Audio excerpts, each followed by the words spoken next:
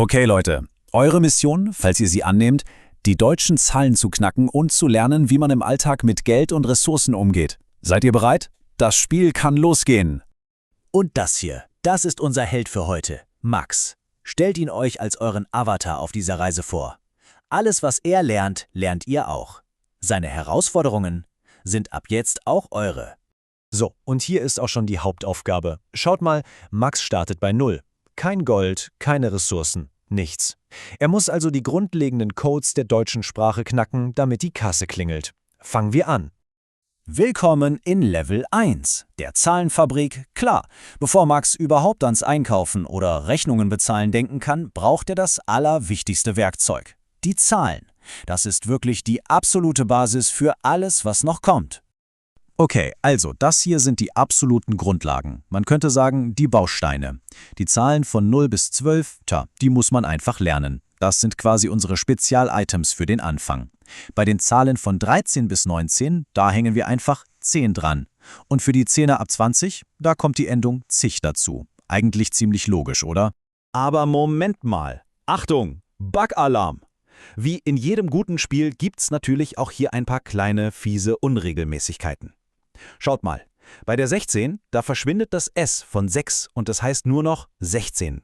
Und bei der 17, da fällt das N von 7 weg und wird zu 17.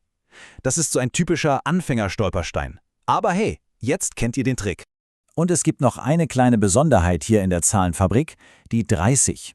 Die tanzt ein bisschen aus der Reihe.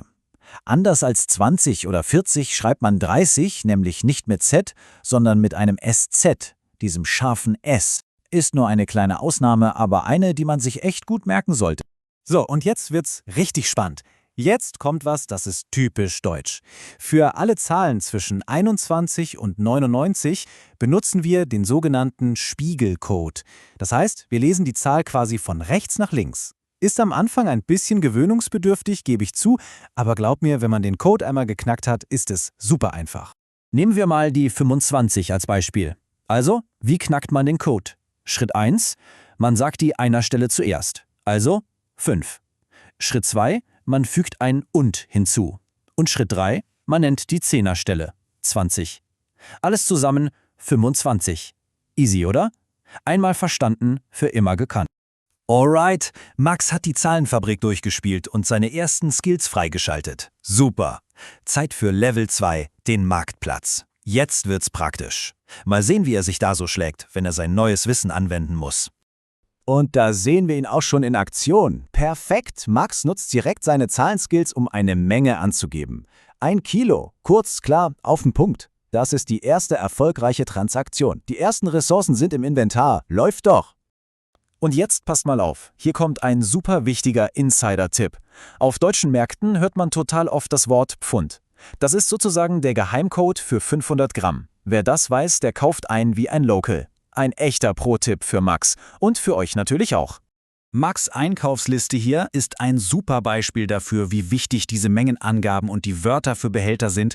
Man sagt eben nicht nur Käse, sondern 1 Pfund Käse. Nicht einfach Tomaten, sondern eine Dose Tomaten. Das macht die ganze Kommunikation beim Einkaufen so viel einfacher und absolut präzise.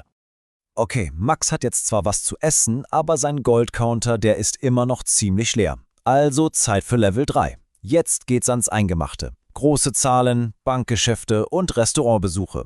Der Schwierigkeitsgrad, der steigt jetzt definitiv an. Klar, um bei der Bank klarzukommen oder generell mit größeren Beträgen, muss Max sein Inventar erweitern. Er braucht jetzt die großen Kaliber. 100, 1000 und 1 Million. Das sind die Schlüsselwörter, wenn es um Gehälter, Mieten oder auch nur das Ausfüllen von Formularen geht. Denkt mal an Postleitzahlen oder Telefonnummern. Stellen wir uns mal die Szene vor. Max sitzt im Restaurant, der Kellner kommt mit der Rechnung und sagt genau diesen Satz. Uff, jetzt muss Max nicht nur die Zahlen an sich verstehen, sondern auch, wie Preise auf Deutsch gesagt werden. Das ist die nächste Hürde. Und hier ist auch schon der Trick, wie das funktioniert. Geschrieben sehen wir ja 14,50 €, aber gesprochen wird daraus 14,50 €. Das Wort Euro ersetzt also quasi das Komma. Super simpel, aber absolut entscheidend, damit man die Rechnung auch wirklich versteht. Und jetzt der große Moment, das Bezahlen und natürlich das Trinkgeld. Hier gibt's einen Satz, der ist Gold wert. Max kann einfach aufrunden und sagen, stimmt so. Das ist die höflichste und coolste Art zu sagen, der Rest ist für Sie. Ein echter Pro-Move, um zu glänzen. Wow, Max hat alle Level gemeistert. Er kann zählen, einkaufen, Rechnungen bezahlen. Aber ist er wirklich bereit für den Endgegner? Es ist Zeit für die finale Herausforderung. Das Boss-Quiz. Jetzt wird sein ganzes Wissen auf die Probe gestellt. So, die Bossfrage. Achtung, jetzt wird's ein bisschen knifflig. Es geht nämlich ums Datum. Sagt man da einfach die normale Zahl, also 21, oder braucht man da eine spezielle Form? Was meint ihr? A oder B? Überlegt mal kurz. Okay, Trommelwirbel, die richtige Antwort ist B. Für Datumsangaben, die sogenannten Ordnungszahlen, braucht man im Deutschen eine spezielle Endung. Entweder T oder ab der 20 still. Richtig ist also der 21. Yes! Herzlichen Glückwunsch, ihr und Max habt den Boss besiegt. Quest complete. Mission erfüllt. Lasst uns mal kurz ins Inventar schauen, was wir alles gesammelt haben.